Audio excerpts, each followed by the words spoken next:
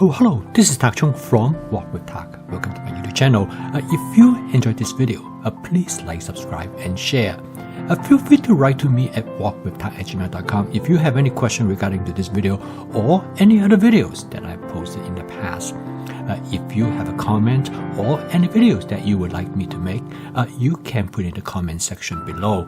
I'm looking forward to hearing from you. And my fast cooking system has 4 attributes, that is flavor chasing, advanced prepping, stir frying, and template-based cooking. And the goal of the cooking system is to help you to make home cooking practical, efficient, creative, and fun. And most importantly is that you can focus on and create a flavor that you love and enjoy. Now, broccoli is a very common food ingredient. It's one of the most popular vegetables around the world.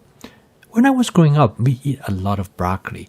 But most of the time, my family will boil or blanch the broccoli because we consider that cooking oil is not good for you. And because of this reason, we always find the best way to cook broccoli is to boil them in water. This will create the flavor and the texture that we want. And then eventually, when it is done, we set the broccoli aside. And then we stir fry, say, some chicken, and then we'll combine the chicken together with the broccoli. This allows one to minimize the use of cooking oil. However, the flavor of broccoli that are cooked in this way is quite different from the flavor that is used in stir frying.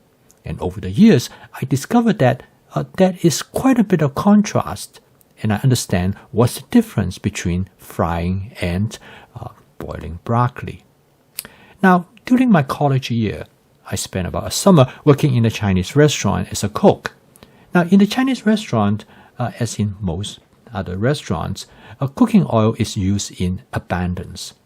And the reason was clear to me after somebody explained to me that why frying makes food taste better is due to a chemical reaction known as Maillard reaction. The Maillard reaction is a chemical reaction that at a temperature between 250 to 320 degrees Fahrenheit, food molecules on the surface, mainly the proteins and the carbohydrates, will interact with each other to form flavor molecules, frequently known as the Maillard compound.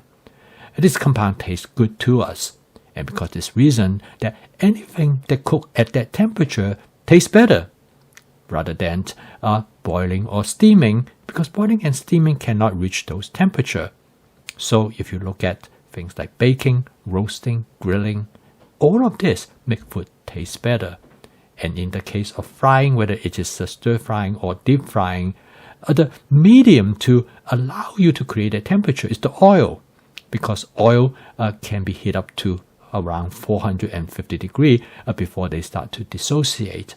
So if you cook with oil, you can always control the temperature of your food ingredients and allow you to cook the food at that Maillard temperature range, and end result, the molecules that are being created will make the food more flavorful. Now, in this part, you notice that the end result of the food is very different. It is very different in the case when you're frying versus of boiling. So let's take a look at a combination of these two reactions, and I will explain to you why one method is better than the others. Now, in here, I'm going to do the frying. I'm going to use about 2 tablespoons of cooking oil. And when I add the vegetables to the wok, you notice that as I stir fry the vegetable, first and foremost is that vegetables being coated with cooking oil. Now, the reason the cooking oil plays a very important role is because of the coating of the vegetable. The cooking oil actually, because of the temperature and because of the nature of the cooking oil, it will draw moisture out from the vegetables. And the end result is that we all know anything that you fry, it becomes crunchy because of the moisture being pulled out from the food ingredients. Another important difference is that when you cook with cooking oil, the problem is that the heat from the cooking oil cannot penetrate into the tissue of the vegetables.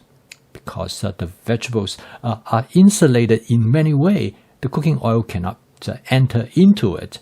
And so the heat only affects the outside. So anything that are thick, such as the stem of the broccoli, is going to be much more crunchier than the floret of the broccoli because that's much easier to be penetrated by heat. So consequently, you can see that if you want to control the flavor of the texture of the vegetable, you have to do something different. And there's one way to change that at this point is to add water. Now, once you add water, the water will turn into steam almost immediately. And the steam now is able to penetrate into the broccoli and the carrot. And the end result is that the heat is going to be far more effective in cooking, particularly the thicker portion of the vegetable. So when you use this method, you are basically boiling the vegetable, but in a way that you are steaming it right inside the wok.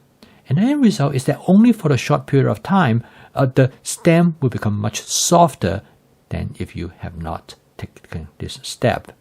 So based on this, it was very clear is that you can control the texture of the vegetables by adding water at the end. And the amount of water that you add will allow you to decide how much you want to change the texture of the vegetables from crunchy to relatively soft. Now this method leads to another interesting variations. In here, I'm going to use a very small amount of cooking oil. Now this is important for Dennis because Dennis has a condition that he cannot consume cooking oil. And any excess consumption of cooking oil would lead to a reaction which is adverse to him. So what I did in this step is that I only add a very small amount of cooking oil. Now you notice that, in fact, as soon as I add the vegetable to the wok, the cooking oil almost completely absorbed by the vegetables. Now what happened here is that now the temperature of the wok gets really high because there's no cooking oil between the vegetables and the bottom of the wok.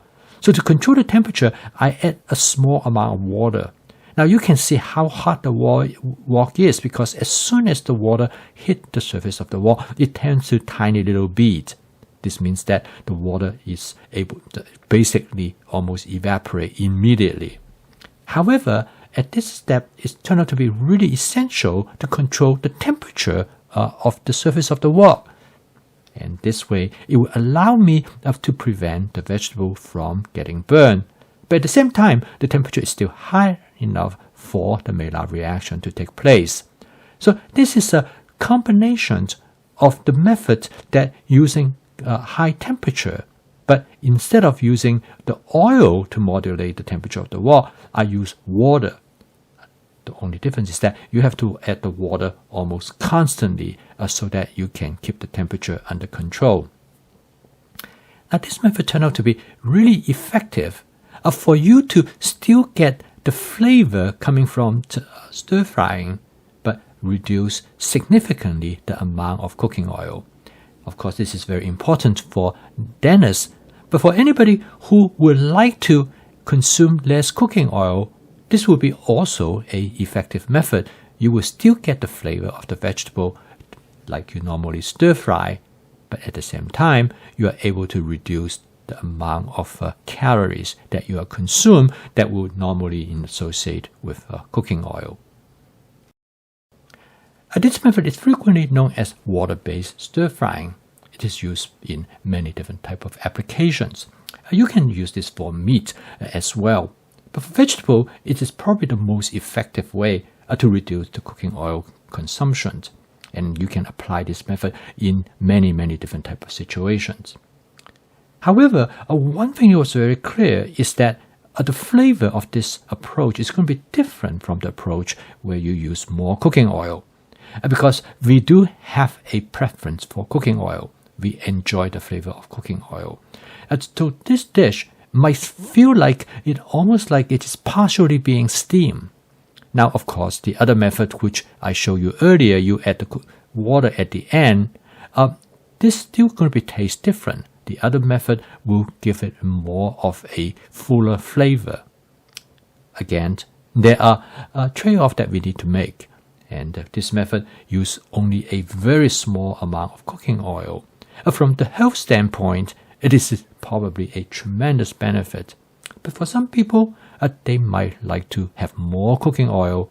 And so this is a decision you can make. But by knowing these two approaches, knowing these techniques, you are able to make decisions which direction that you want to take. And each type of vegetables might behave differently.